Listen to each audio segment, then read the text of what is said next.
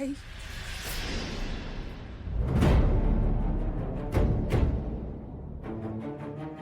आई मला माहिती आहे तुम्हाला माझा आवाज नाही ऐकू येणार आहे, पण मला बोलायचंय हो. मला ना माझं मन तुमच्यापाशी मोकळं करायचंय. मीरा माझं काय ऐकूनच घेत नाही अलीकडे. मनात शंका ठेवायची नाही असं ठरलंय अथर्व आणि मीराचं.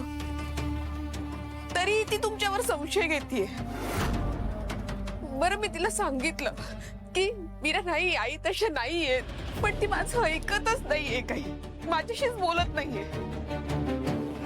आई मला माहितीये, पाहिले हे रामपुरे घर, ही सगळी नाती, हे तुम्ही बांधून ठेवलंय सगळं. जसं तुम्ही माझ्यावर प्रेम केलं, तुम्ही मीराला सुद्धा लेकीसारखं जपलंय.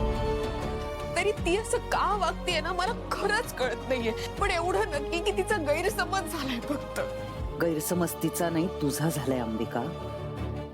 कारण मी माझ्या स्वार्थासाठी या घरातल्या लोकांना जपतेय. माझं काम झालं की मी एकालाही जिवंत सोडणार नाही.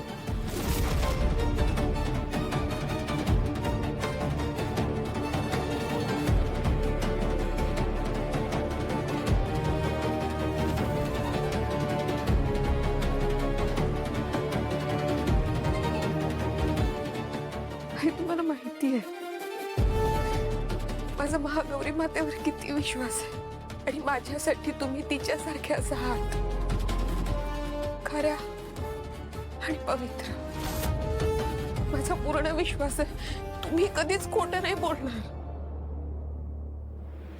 पण मीराचा आमच्या बाबांवर आंधळा विश्वास आहे. त्याचं मी काय करू ना, मला कळतच नाही.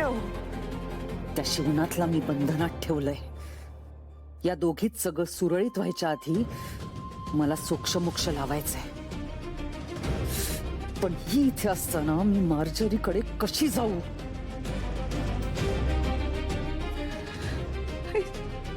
सांगा ना मी काय करू? तू आधी इथून जा.